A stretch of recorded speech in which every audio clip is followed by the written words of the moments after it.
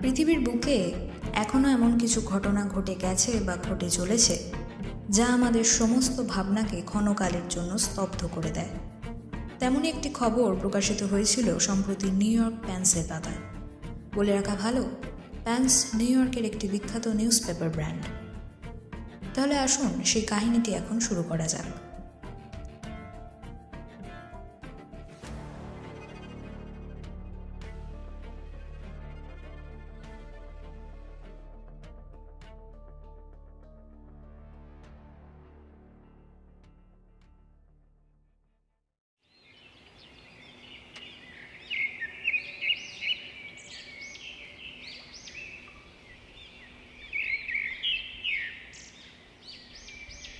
সবেমাত্র সকাল হয়েছে, কাল সারা রাত ভালো ঘুম হয়নি মিসেস মেরি হাবার্টের।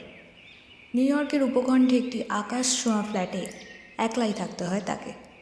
কিছুদিন আগে তার স্বামী মারা গেছেন একটি মোটর অ্যাক্সিডেন্টে। একমাত্র ছেলে মেকানিক্যাল ইঞ্জিনিয়ার পাশ করার পর শিকাগোতে কর্মরত। ছেলেটিকে ঘিরেই চিরদিন স্বপ্নের সোনালি জাল বুনেছিলেন মিসেস মেরি হাবার্ট। তার স্বপ্ন ছিল একদা এই ছেলেটির হাতেই সমর্পণ করবেন এই জীবনের যত সুখ দুঃখ চাওয়া পাওয়া সব কিছু। ছেলেকে দূরে ছেড়ে দিতে মন চাইছিল না তার।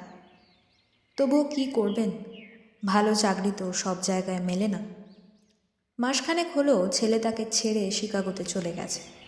যাওয়ার আগে অবশ্য কথা দিয়ে গেছে সময় আর সুযোগ পেলে মাকে নিয়ে শিকাগোতে চলে যাবে। এখনও মাঝে মাঝে দূরভাষে ছেলের কণ্ঠস্বর তিনি শুনতে পান। ইমেলে অবশ্য তাকে তার ছেলে প্রায় চিঠি পাঠায়। ছেলে তার ভীষণ বাধ্য। কিন্তু কাল রাতে যে স্বপ্নটা দেখে হঠাৎ তার ঘুম ভেঙে গেছিল, মিসেস মেরি হাবার্টের সেই স্বপ্নটার কি কারণ তিনি কি অন্বেষণ করবেন? মনে হলো এক্ষুনি ছুটে যাবেন শিকাগোতে ছেলের কাছে। কিন্তু অত পয়সা তো নেই। তাহলে কেমন করে খবর নেবেন? পরক্ষণেই মনে মনে লজ্জিত হলেন মিসেস মেরি হাবার্ট। ছেলে তার বড় হয়েছে এখন কি আর মায়ের আঁচলের তলায় বসে থাকতে পারে? এইসব ভাবতে ভাবতে মিসেস মেরি হাবার্ট ফোন করলেন তার ছেলেকে। ছেলের কণ্ঠস্বরে ঝরে পড়ল এক রাশ কৌতূহল। সে বলল, গলার গাম্ভীর্য এনে, আমার চিন্তা করো না মা, আমি বেশ ভালোই আছি। উইকেন্ডের ছুটিতে ভাবছি একবার নিউ ইয়র্ক যাব। আর মাস তিনেক অপেক্ষা করো, তারপরে ভাবছি তোমাকে নিয়েই নয় শিকাগোতে চলে আসবো। ইথার তরঙ্গ বাহিত ছেলের কণ্ঠস্বর শুনে কিছুটা আশ্বস্ত হলেন তার বিচলিত মা। তাছাড়াও ভগবানকে অশেষ বিশ্বাস করেন তিনি জানেন এই পৃথিবীতে যে সমস্ত ঘটনা প্রতিনিয়ত ঘটে চলেছে তার অন্তরালে লর্ড জিসাস ক্রাইস্টের নীরব অবদান রয়ে গেছে। চোখ বন্ধ করে ভগবানের উদ্দেশ্যে তিনি নিবেদন করলেন প্রার্থনা। তারপর চলে গেলেন অফিসের কাজের মধ্যেও মাঝে মাঝে মনটা বারবারই বিভ্রান্ত হচ্ছিল তার। কাল রাতে দেখা স্বপ্নটা কি এর ব্যাখ্যা? স্বপ্ন দেখেছিলাম মিসেস মেরি হাবার্ট। তার ছেলে অসাবধানে পড়ে গেছে আকাশচুম্বী বাড়ির ব্যালকনি থেকে। শূন্যে ভেসে গেছে তার শরীরটা। কিছুক্ষণ বাদে হাওয়াইয়ের ওপর আছড়ে পড়েছে সে। মাথাটা থেঁতলে গেছে, ঘিলু বেরিয়ে ছিটকে পড়ে গেছে চারিদিকে। হাত পা রক্তাক্ত হয়ে গেছে। জীবনের খাঁচা থেকে প্রাণ পাখি উড়ে গেছে এক লহমাতে মহাশূন্যে। স্বপ্ন দেখে সাথে সাথে ঘুম ভেঙে যায় মিসেস মেরি হাবার্টের। তিনি ফ্ল্যাটে একলা থাকেন। উঠে বসেন, জল খান, অনেকক্ষণ বোবা দৃষ্টিতে তাকিয়ে থাকেন আকাশের দিকে। তারপর আবার ঘুমিয়ে পড়ার চেষ্টা করেন। অফিসের কাজ শেষ হয়ে গেছে। সহকর্মীরা অনেকে এসে ছেলের খবর জানতে চাইল। সকলেই জানে মিসেস মেরি হাবার্টের সবচেয়ে প্রিয় তার একমাত্র ছেলে রবার্ট। দিন কাটতে থাকে। রবার্টের আসার সময় হয়ে গেছে। আজ ঈদের শনিবার, উইকেন্ড। রবার্ট আসবে এই কথা চিন্তা করতে করতে মিসেস মেরি হাবার্ট বাজারে গেলেন। রবার্টের প্রিয় খাদ্য সালমান মাছের ঝাল কিনলেন কষ্ট করে। আলু, ফুলকপি, শাক। নিজেও ভুল করলেন না। কিন্তু আজ অনেক দিন বাদে রাতের ডিনার টেবিলে ছেলের পাশে বসে খাবেন যে তিনি, তার বড়ই আনন্দ। কাল সারা দিন ছেলে তার কাছে থাকবে, কিন্তু পরশু সকাল হতে না হতেই আবার যে চলে যেতে হবে তাকে। বাজার করতে করতে চোখটা অকারণে ভারী হয়ে গেল মিসেস মেরি হাবার্টের। ভাবলেন তিনি কবে যে তাকে ছেড়ে তার কাছে নিয়ে যাবে জানা নেই। সেদিন যে আর কত দূরে তাও জানা নেই মিসেস মেরি হাবার্টের।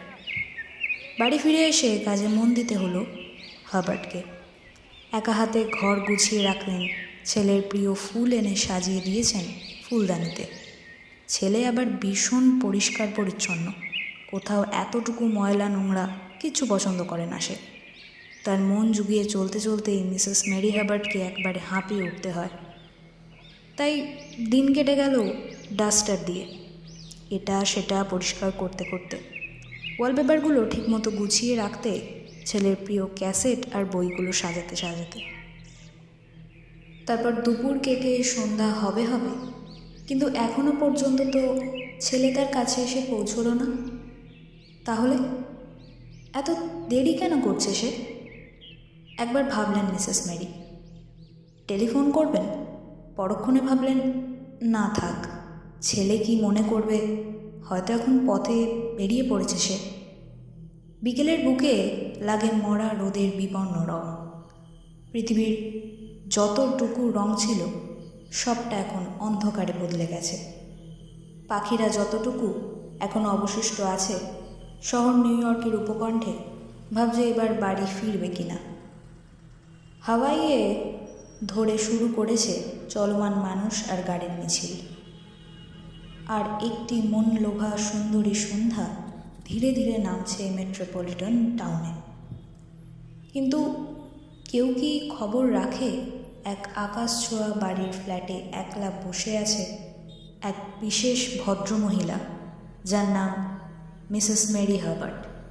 কেমন কাটছে তার প্রহর?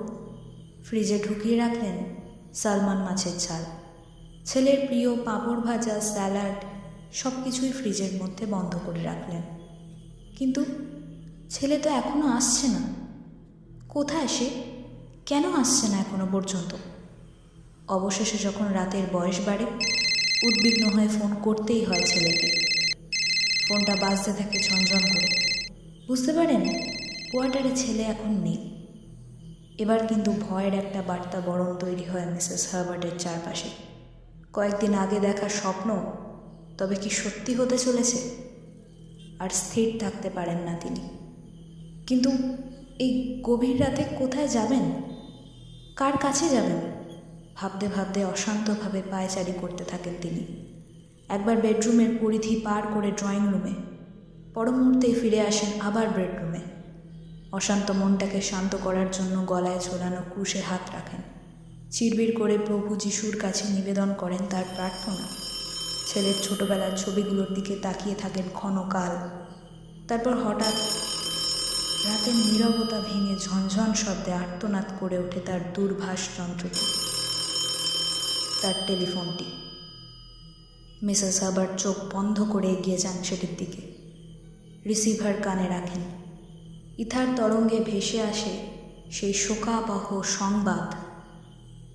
এক মহিলা কণ্ঠ ধীরে ধীরে দূরভাষের মধ্যে কেটে কেটে উচ্চারণ করে, হ্যালো, আপনি কি মিসেস মেরি হাবার্ট? আপনার কাছে একটা শোক সংবাদ জানাচ্ছি। আপনার ছেলে রবার্ট এইমাত্র মারা গেছে। মৃত্যুর সাথে লড়াই করছিল সে 5 ঘন্টা ধরে। আচমকা ঘরের ব্যালকনি থেকে সে নিচে পড়ে যায়। তারপর আরও অনেক কথা বলে সেই অজানা অচেনা কণ্ঠস্বর। মাথায় কিছুই ঢোকেনি মিসেস মেরি হাবার্টের। শুধু তিনি শুনতে পেয়েছিলেন শেষ শব্দগুলো, আপনি যদি অনুগ্রহ করে একবার এখানে চলে আসেন। বুঝতেই তো পারছেন দেহটা এমন বিকৃত হয়ে গেছে, আমরা আর বেশিক্ষণ ঠান্ডা ঘরে রাখতে পারবো না। We are so sorry. পরের দিন সকাল 10টার সময় প্রতিবেশীরা এসে শাবল দিয়ে ভেঙে ফেলেছিল মিসেস মেরি হাবার্টের ভেজানো দরজা। তারা ঢুকে পড়েছিল ভেতরে।